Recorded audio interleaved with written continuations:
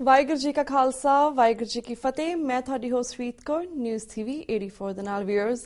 ਇਹ ਜੂਨ ਦਾ ਸਾਰਾ ਪਹਿਲਾ ਹਫਤਾ ਅਸੀਂ ਜੂਨ 84 ਦੇ ਘੱਲੂਘਾਰ ਦੇ ਸ਼ਹੀਦਾਂ ਨੂੰ ਸਮਰਪਿਤ ਕਰਦੇ ਹਾਂ। ਅੱਜ 2 ਜੂਨ ਦਾ ਦਿਨ ਹੈ। 31 ਸਾਲ ਪਹਿਲਾਂ ਅੱਜ ਦੇ ਦਿਨ ਭਾਰਤ ਦੀ ਸਰਕਾਰ ਨੇ ਪੰਜਾਬ ਨੂੰ ਭਾਰਤੀ ਫੌਜ ਦੇ ਹਵਾਲੇ ਕਰ ਦਿੱਤਾ ਸੀ। ਭਾਰਤੀ ਫੌਜ ਨੇ ਪੰਜਾਬ ਦੇ ਨਾਲ ਲੱਗਦਿਆਂ ਸਾਰੇ ਬੋਰਡਰਸ ਨੂੰ ਸੀਲ ਕਰ ਦਿੱਤਾ ਸੀ। ਪੰਜਾਬ ਦੇ ਪਿੰਡਾਂ ਸ਼ਹਿਰਾਂ ਦੇ ਵਿੱਚ 4 ਚੁਫੇਰੇ ਭਾਰਤੀ ਫੌਜ ਸੀ। ਰੇਲਸ, ਬੱਸਿਸ, ਹਰ ਤਰ੍ਹਾਂ ਦੇ ਟਰਾਂਸਪੋਰਟੇਸ਼ਨ ਦੇ ਸਾਧਨ ਵੀ ਬੰਦ ਕਰ ਦਿੱਤੇ ਗਏ ਸੀ। ਪੰਜਾਬ ਦੇ ਵਿੱਚ ਪਾਣੀ ਤੇ ਇਲੈਕਟ੍ਰਿਸਿਟੀ ਵੀ ਬੰਦ ਕਰ ਦਿੱਤੀ ਗਈ ਸੀ ਅਤੇ ਪੱਤਰਕਾਰਾਂ ਤੇ ਇੰਟਰਨੈਸ਼ਨਲ ਮੀਡੀਆ ਨੂੰ ਵੀ ਪੰਜਾਬ ਦੇ ਵਿੱਚੋਂ ਕੱਢ ਦਿੱਤਾ ਗਿਆ ਸੀ ਤਾਂ ਕਿ ਜੋ ਜ਼ੁਲਮ ਭਾਰਤ ਦੀ ਸਰਕਾਰ ਕਰਨ ਵਾਲੀ ਹੈ ਉਸ ਦੀ ਖਬਰ ਕਿਸ ਨੂੰ ਨਾ ਲੱਗੇ ਕਿ ਕਿਵੇਂ ਭਾਰਤ ਸਰਕਾਰ ਸ਼੍ਰੀ ਅਕਾਲ ਤਖਤ ਸਾਹਿਬ, ਹਰਿਮੰਦਰ ਸਾਹਿਬ ਅਤੇ 37 ਹੋਰ ਇਤਿਹਾਸਿਕ ਗੁਰਦੁਆਰਿਆਂ ਤੇ ਟੈਂਕਾਂ ਤੋਪਾਂ ਦੇ ਨਾਲ ਹਮਲਾ ਕਰਕੇ ਹਜ਼ਾਰਾਂ ਸਿੰਘਾਂ ਸਿੰਘਣੀਆਂ, ਬਜ਼ੁਰਗਾਂ ਤੇ ਮਾਸੂਮ ਬੱਚਿਆਂ ਨੂੰ ਸ਼ਹੀਦ ਕਰਨ ਵਾਲੀ ਸੀ। 31 ਸਾਲ ਬਾਅਦ ਵੀ ਤੋਪਾਂ ਦੇ ਗੋਲੇ ਅਕਾਲ ਤਖਤ ਸਾਹਿਬ ਤੇ ਨਹੀਂ ਪਰ ਸਾਨੂੰ ਆਪਣੇ ਸਾਰੇ ਵਜੂਦ ਤੇ ਡਿੱਗਦੇ ਮਹਿਸੂਸ ਹੁੰਦੇ ਹਨ। ਖਾਲਸਾ ਪੰਥ ਦੀ ਆਨ ਸ਼ਾਨ ਲਈ ਆਵਾਜ਼ ਬੁਲੰਦ ਕਰਨ ਵਾਲੇ 20ਵੀਂ ਸਦੀ ਦੇ ਮਹਾਨ ਸਿੱਖ ਸੰਤ ਸਿਪਾਹੀ ਸ਼ਹੀਦ ਸੰਤ ਜਰਨੈਲ ਸਿੰਘ ਖਾਲਸਾ ਭਿੰਡਰਾਂਵਾਲਿਆਂ ਦਾ ਸੁਨੇਹਾ ਕੌਮ ਨੂੰ ਅੱਜ ਵੀ ਬੜੀ ਚੰਗੀ ਤਰ੍ਹਾਂ ਯਾਦ ਹੈ ਕਿ ਜਿਸ ਦਿਨ ਹਰਿਮੰਦਰ ਸਾਹਿਬ ਦੇ ਪ੍ਰਕਰਮ ਵਿੱਚ ਭਾਰਤੀ ਫੌਜ ਦੇ ਪੈਰ ਪਾਇਆ ਤਾਂ ਖਾਲਿਸਤਾਨ ਦੀ ਨੀਂਹ ਰੱਖੀ ਜਾਵੇਗੀ। ਵਿਊਅਰਸ, ਅੱਜ ਅਸੀਂ ਜੂਨ 84 ਦੇ ਘੱਲੂਘਾਰੇ ਅਤੇ ਅੱਜ ਕੌਮ ਕਿੱਥੇ ਖੜੀ ਹੈ ਇਸ ਸੰਬੰਧੀ 2 ਸ਼ਖਸੀਅਤਾਂ ਨਾਲ ਗੱਲਬਾਤ ਕਰਾਂਗੇ। ਸਭ ਤੋਂ ਪਹਿਲਾਂ ਅਸੀਂ ਗੱਲਬਾਤ ਕਰਦੇ ਹਾਂ ਸ਼੍ਰੋਮਣੀ ਅਕਾਲੀ ਦਲ ਪੰਚ ਪ੍ਰਧਾਨੀ ਤੋਂ ਸਰਦਾਰ ਹਰਪਾਲ ਸਿੰਘ ਚੀਮਾ ਜੀ ਨਾਲ, ਜਿਹੜੇ ਕਿ ਇਸ ਵੇਲੇ ਸਾਨਾ ਫੋਨ ਲਾਈਨ ਤੇ ਜੁੜ ਚੁੱਕੇ ਨੇ। ਜੀ ਵੀਰ ਜੀ, ਵਾਹਿਗੁਰੂ ਜੀ ਕਾ ਖਾਲਸਾ ਵਾਹਿਗੁਰੂ ਜੀ ਕੀ ਫਤਿਹ। ਵਾਹਿਗੁਰੂ ਜੀ ਕਾ ਖਾਲਸਾ ਵਾਹਿਗੁਰੂ ਜੀ ਕੀ ਫਤਿਹ। ਵੀਰ ਜੀ, ਸਭ ਤੋਂ ਪਹਿਲਾਂ ਤਾਂ ਤੁਸੀਂ TV 84 ਰਾਹੀਂ ਸਾਰੇ ਦਰਸ਼ਕਾਂ ਨੂੰ ਜੂਨ 84 ਦੇ ਘੱਲੂਘਾਰੇ ਸੰਬੰਧੀ ਅੱਜ ਕੀ ਕਹਿਣਾ ਚਾਹੋਗੇ? ਦੇਖੋ, ਤੁਸੀਂ ਇਹਦਾ ਬਿਆਨ ਤੇ ਕਰ ਹੀ ਦਿੱਤਾ ਵੀ ਕਿਸ ਤਰੀਕੇ ਨਾਲ ਹਿੰਦੁਸਤਾਨ ਦੀ ਫੌਜ ਨੇ ਮਤਲਬ ਤੇ ਹਿੰਦੁਸਤਾਨ ਦੀ ਗਵਰਨਮੈਂਟ ਨੇ ਮਤਲਬ ਜੀ ਹਰਿਮੰਦਰ ਸਾਹਿਬ ਦੇ ਬਾਰਡਰ ਸੀ ਜਿੱਥੇ 37 ਗੁਰਦੁਆਰਿਆਂ ਦੇ ਉੱਤੇ ਹਮਲਾ ਕੀਤਾ। ਹਾਂਜੀ, ਹਰੇਕ ਪਿਛਲੇ 31 ਸਾਲਾਂ ਦੇ ਵਿੱਚ ਸਮਾਜ, ਸਿੱਖ ਸਮਾਜ ਦੇ ਹਰੇਕ ਵਰਗ ਨੇ, ਚਾਹੇ ਉਹ ਅਕੈਡਮਿਕ ਤੌਰ ਦੇ ਉੱਤੇ ਹੋਵੇ, ਚਾਹੇ ਕੋਈ ਸੋਸ਼ਲ ਤੌਰ ਦੇ ਉੱਤੇ ਸਰਗਰਮ ਹੈ, ਰਾਜਨੀਤਿਕ ਤੌਰ ਦੇ ਉੱਤੇ ਸਰਗਰਮ ਹੈ, ਸਾਰੇ ਨੇ ਆਪਣੇ ਆਪਣੇ ਖਿਆਲ ਹੈ ਜਿਹੜੇ ਪ੍ਰਗਟ ਕੀਤੇ ਹੈ ਇਸ ਹਮਲੇ ਦੇ ਪਿੱਛੇ ਜਾਂ ਇਸ ਹਿੰਦੁਸਤਾਨ ਦੀ ਗਵਰਨਮੈਂਟ ਦੇ ਅਟੈਕ ਦੇ ਪਿੱਛੇ ਜੀ।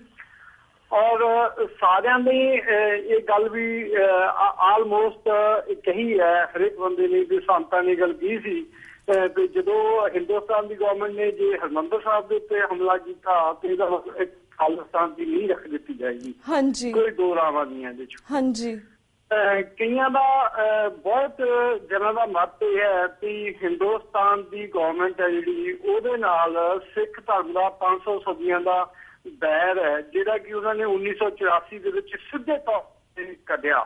ਗੁਰੂ ਨਾਨਕ ਸਾਹਿਬ ਤੋਂ ਲੈ ਕੇ ਹੁਣ ਤੱਕ ਉਹ ਸਾਰੀ ਹਿਸਟਰੀ ਦੱਸਦੇ ਆ ਕਿਵੇਂ ਅਸੀਂ ਇਹ 2 ਧਾਰਾਵਾਂ ਦਾ ਦੁਸ਼ਦਾ ਟਕਰਾਅ ਹੈ, ਬ੍ਰਾਹਮਣ ਦਾ ਤੇ ਸਿੱਖ ਦਾ।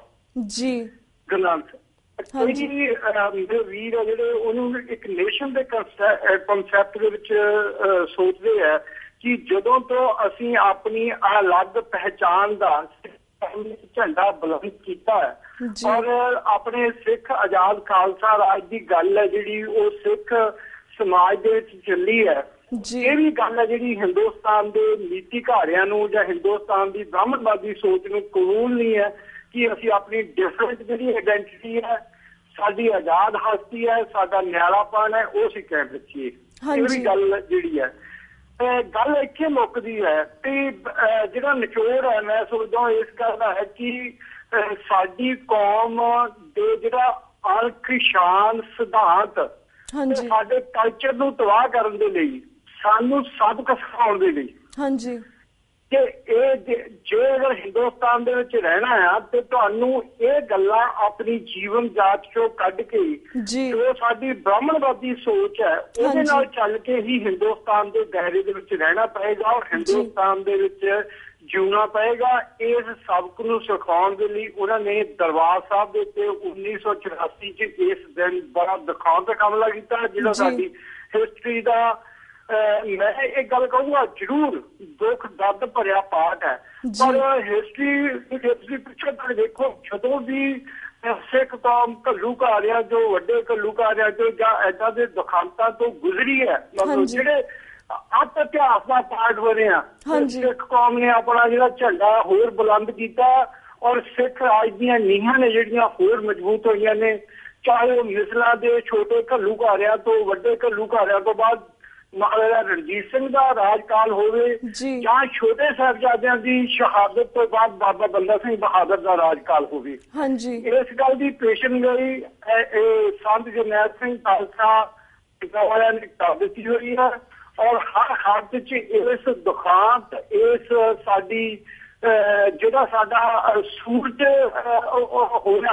ਹੋਇਆ ਹੈ ਉਹ ਜ਼ਰੂਰ ਮਤਲਬ ਜਿਹੜੇ ਰਿਜ਼ਲਟ ਆ ਤੁਸੀਂ ਆਉਣ ਵਾਲੇ ਸਾਲਾਂ ਦੇ ਵਿੱਚ ਦੇਖੋਗੇ ਔਰ ਜੋ ਸਿੱਖਾਂ ਦਾ ਜੋ ਗੁਰੂ ਸਾਹਿਬ ਦਾ ਅੱਜ ਸੁਪਨਾ ਨਹੀਂ ਹੈ ਉਹ ਪੂਰਾ ਦੇ ਵਿੱਚ। ਹੈਲੋ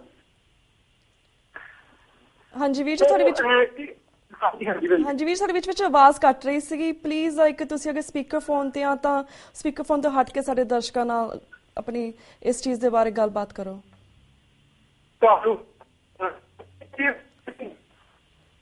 ਹੈਲੋ ਹਾਂਜੀ ਹਰਪਾਲ ਵੀਰ ਜੀ ਤੁਹਾਡੇ ਮੈਨੂੰ ਲੱਗਦਾ ਫੋਨ ਦੀ ਰੇਂਜ ਘੱਟ ਆ ਰਹੀ ਹੈ ਇਸ ਵੇਲੇ ਸੋ ਕਿਉਂਕਿ ਅਸੀਂ ਲਾਈਵ ਸ਼ੋਅ ਕਰ ਰਹੇ ਹਾਂ ਤਾਂ ਅਸੀਂ ਚਾਹਾਂਗੇ ਕਿ ਤੁਸੀਂ ਇੱਕ ਜਗ੍ਹਾ ਤੇ ਖੜ ਕੇ ਸਾਡੇ ਦਰਸ਼ਕਾਂ ਨੂੰ ਪੂਰੀ ਇਸ ਵੇਰਵੇ ਦੇ ਨਾਲ ਸਾਨੂੰ ਜਾਣਕਾਰੀ ਦਿਓ।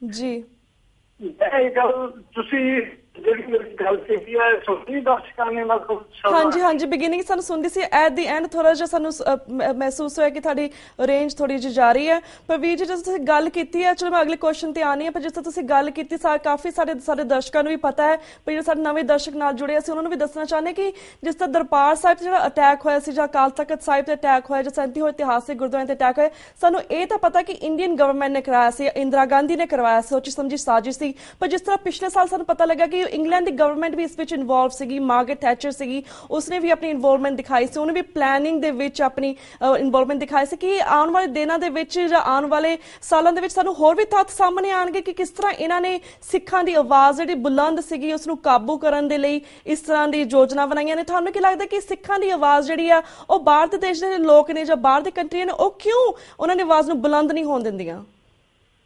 ਨਹੀਂ ਦੇਖੋ ਇਹ ਗੱਲ ਹੈ ਤੁਸੀਂ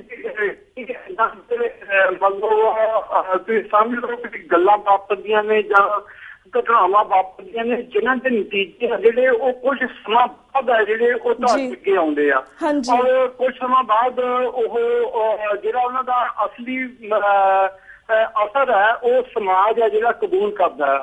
ਇੱਕ ਗੱਲ ਮੈਂ ਤੁਹਾਨੂੰ ਇੱਥੇ ਮੈਂ ਵਿਚਰਨਾ ਲੋਕਾਂ ਦੇ ਵਿੱਚ ਇੱਕ ਗੱਲ ਮੈਂ ਪੂਰੀ ਤਰੀਕੇ ਕਹਿ ਸਕਦਾ ਕਿ ਅੱਜ ਸਿੱਖ ਇਹ ਗੱਲ ਸਮਝ ਚੁੱਕੇ ਆ ਕਿ ਹਿੰਦੁਸਤਾਨ ਦੇ ਵਿੱਚ ਸਾਡੀ ਕਿਸੇ ਵੀ ਤਰ੍ਹਾਂ ਦੀ ਕੋਈ ਸੁਣਵਾਈ ਨਹੀਂ ਹੋਣੀ ਸਾਡੀ ਕਿਸੇ ਵੀ ਤਰੀਕੇ ਦੇ ਨਾਲ ਕੋਈ ਮੰਗ ਹੈ ਜਿਹੜੀ ਉਹ ਕਦੇ ਪ੍ਰਬੰਧ ਨਹੀਂ ਹੋਣੀ ਔਰ ਸਾਡੀ ਆਨ ਸ਼ਾਨ ਹੈ ਜਿਹੜੀ ਉਹ ਕਦੇ ਬਹਾਲ ਨਹੀਂ ਰਹਿ ਸਕਦੀ। ਹਰ ਹਾਲਤ ਦੇ ਵਿੱਚ ਸਾਨੂੰ ਜਿਹੜਾ ਆਪਣਾ ਵੱਖਰਾ ਘਰ ਹੈ ਜਿਹਨੂੰ ਅਸੀਂ ਖਾਲਿਸਤਾਨ ਦਾ ਰੂਪ ਦੇ ਦਿੱਤਾ ਆਜ਼ਾਦ ਸਿੱਖ ਰਾਜ ਉਹ ਜ਼ਰੂਰ ਹਰ ਹਾਲਤ 'ਚ ਸਾਨੂੰ ਬਣਾਉਣਾ ਪਏਗਾ ਹੀ ਪਏਗਾ। ਪਰ ਪ੍ਰੋਬਲਮ ਇਹ ਹੈ ਕਿ ਕਈ ਵਾਰੀ ਜਿਹੜੀ ਲੀਡਰਸ਼ਿਪ ਹੈ ਜਿਹੜੀ ਉਹ ਆਪਣੇ ਮਕਸਦਾਂ ਨੂੰ ਲੈ ਕੇ ਜਿਹੜੀ ਅੱਜ ਦੀ ਲੀਡਰਸ਼ਿਪ ਹੈ ਉਹਨਾਂ ਦਾ ਇਹ ਮਕਸਦ ਸਿੱਖ ਸਿਧਾਂਤ ਦੀ ਪੈਰਵਾਈ ਜਾਂ ਸਿੱਖ ਜੀਵਨ ਜਾਚ ਨੂੰ ਲੋਕਾਂ ਦੇ ਨਹੀਂ ਲੈ ਕੇ ਜਾਣਾ ਹੈਗਾ। ਉਹਨਾਂ ਦਾ ਅੱਜ ਦੀ ਲੀਡਰਸ਼ਿਪ ਦਾ ਮਕਸਦ ਸਿਰਫ ਆਪਣੇ ਪਰਿਵਾਰ ਦੇ ਰਾਜਧਾਨ ਨੂੰ ਕਾਇਮ ਕਰਨਾ ਰਾਜ ਸੱਤਾ ਦੇ ਵਿੱਚ ਰਹਿਣਾ ਔਰ ਜੋ ਐਸ਼ ਪ੍ਰਸਤੀ ਦੇ ਨਿਯਮ ਉਹਨਾਂ ਨੂੰ ਮੰਨਣਾ ਔਰ ਆਪਣੀ ਧਨ ਦੌਲਤ ਨੂੰ ਵਧਾਉਣਾ। ਉਹਨਾਂ ਨੇ ਏਦਾਂ ਦੇ ਲੋਕ ਮੋਹਰੇ ਕੀਤੇ ਹੋਏ ਆ ਹਜੇ ਸਥਾਨ ਦੇ ਉੱਤੇ। ਜ਼ਰੂਰ ਇਹ ਗੱਲ ਜ਼ਰੂਰ ਹੈ ਕਿ ਇਹਦੇ 'ਚ ਥੋੜੀ ਜਿਹੀ ਲੇਟ ਤਾਂ ਹੋਈ ਹੈ ਜਾਂ ਇਹਦੇ 'ਚ ਇਹਦਾ ਪ੍ਰਭਾਵ ਤਾਂ ਜਿਹੜਾ ਆ ਉਹ ਤੁਹਾਨੂੰ ਥੋੜੇ ਜਿਹੇ ਚਿਰਾਂ ਬਾਅਦ ਹੀ ਦਿਸਣ ਨੂੰ ਹੋ ਸਕਦੀ ਇਹ ਹਰ ਹਾਲਤ ਦੇ ਸਾਡਾ ਸੁਪਨਾ ਹੈ ਉਹ ਜ਼ਰੂਰ ਪੂਰਾ ਹੋਊਗਾ। ਜੀ ਬਿਲਕੁਲ ਵੀਰ ਜੀ ਸਰ ਕੋਈ 1-1.5 ਮਿੰਟ ਰਹਿ ਗਿਆ। ਹਾਂਜੀ ਹੈਲੋ ਹਾਂਜੀ ਵੀਰ ਸਾਡੀ ਆਵਾਜ਼ ਫਿਰ ਕੱਟ ਰਹੀ ਸੀ ਪਰ ਸਾਡੇ ਕੋਲ 1-1.5 ਮਿੰਟ ਰਹਿ ਗਿਆ। ਜਿਸ ਤਰ੍ਹਾਂ ਬੇਸ਼ੱਕ ਦੁਨੀਆ ਅੱਜ ਅਸੀਂ 21ਵੀਂ ਸਦੀ ਦੇ ਵਿੱਚ ਪਹੁੰਚ ਚੁੱਕੇ ਪਰ ਭਾਰਤ ਦੀ ਸਟੇਟ ਆ ਜਿਹੜੀ ਭਾਰਤ ਦੀ ਸਟੇਟ ਇਹ ਸਿੱਖ ਵਿਰੋਧੀ ਏਜੰਡੇ ਉਹਨਾਂ ਦੇ 31 ਸਾਲ ਬਾਅਦ ਵੀ ਸੇਮ ਬਿਲਕੁਲ ਕੋਈ ਤਬਦੀਲੀ ਨਹੀਂ ਆਈ ਸੇਮ ਟੂ ਸੇਮ ਨੇ।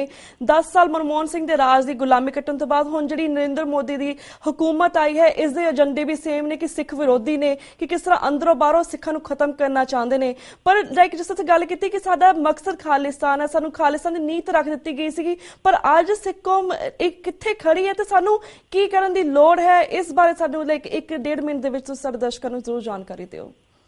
ਦੇਖੋ, ਸਾਨੂੰ ਹਰੇਕ ਫਰੰਟ ਤੋਂ ਹਿੰਦੁਸਤਾਨ ਦੀ ਗਵਰਨਮੈਂਟ ਦਾ ਇਹਦੇ ਹਮਲਿਆਂ ਦਾ ਵੱਲੋਂ ਦਾ ਜਿਹੜਾ ਸਾਨੂੰ ਉਹ ਜਵਾਬ ਦੇਣਾ ਚਾਹੀਦਾ, ਚਾਹੇ ਉਹ ਅਕੈਡਮਿਕ ਦਾ ਪੱਧਰ ਹੋਵੇ, ਚਾਹੇ ਉਹ ਰਿਲੀਜੀਅਸ ਤੌਰ ਤੇ ਹੋਵੇ, ਮਤਲਬ ਸਮਾਜਿਕ ਤੌਰ ਦੇ ਉੱਤੇ ਹੋਵੇ। ਇੱਕ ਗੱਲ ਪੱਕੀ ਹੈ ਕਿ ਸਾਨੂੰ ਇਹਨਾਂ ਦੇ ਅੱਗੇ ਮਤਲਬ ਇਹਨਾਂ ਦੀਆਂ ਜਿਹੜੀਆਂ ਅੰਦਰ ਦੀਆਂ ਮਨਸ਼ਾਵਾਂ ਨੇ ਉਹ ਲੋਕਾਂ ਦੇ ਅੱਗੇ ਜ਼ਰੂਰ ਰੱਖਣੀਆਂ ਚਾਹੀਦੀਆਂ ਨੇ। ਇਸ ਗੱਲ ਨੂੰ ਜਦੋਂ ਤੱਕ ਤੁਸੀਂ ਲੋਕਾਂ ਦੇ ਅਵੇਅਰਨੈਸ ਨਹੀਂ ਲੈ ਕੇ ਆਓਗੇ ਤਾਂ ਇਹ ਤੁਹਾਡਾ ਜਿਹੜਾ ਸੁਪਨਾ ਹੈ ਜਿਹੜਾ ਇਹ ਥੋੜਾ ਹੋਰ ਲੰਮਾ ਹੁੰਦਾ ਜਾਏਗਾ। ਬਾਹਰ ਦੇ ਲੋਕ ਹੈ ਜਿਹੜੇ, ਮੈਂ ਇਹ ਗੱਲ ਕਹਿਣੀ ਚਾਹੁੰਦਾ, ਤੁਸੀਂ ਤੁਹਾਡਾ ਟੀਵੀ ਸਟੇਸ਼ਨ ਬਾਹਰ ਹੈ, ਜਿਹੜੀ ਬਾਹਰ ਬੈਠਾ ਸਿੱਖ ਭਾਈਚਾਰਾ ਹੈ ਮੰਨ ਲਓ, ਉਹ ਇੱਕ ਬਹੁਤ ਵੱਡਾ ਰੋਲ ਪਹਿਲਾਂ ਹੀ ਅਦਾ ਕਰ ਰਿਹਾ ਇਸ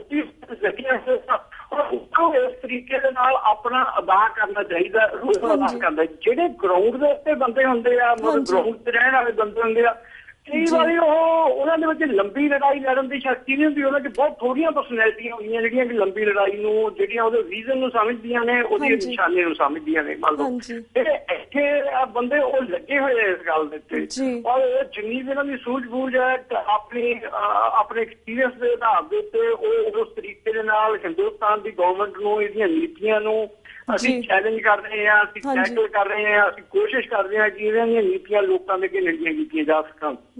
ਆਪਣਾ ਅਵੇਅਰਨੈਸ ਤੋਂ ਮੈਂ ਨਹੀਂ ਸਮਝਦਾ ਇਹਦਾ ਹੋਰ ਕੋਈ ਸਾਡੇ ਕੋਲ ਚਾਰਾ ਹੈਗਾ। ਔਰ ਇਹਦੇ 'ਚ ਬਾਹਰ ਦਾ ਜਿਹੜਾ ਸਿੱਖ ਭਾਈਚਾਰਾ ਉਹ ਬਹੁਤ ਵੱਡਾ ਹੋਊਗਾ।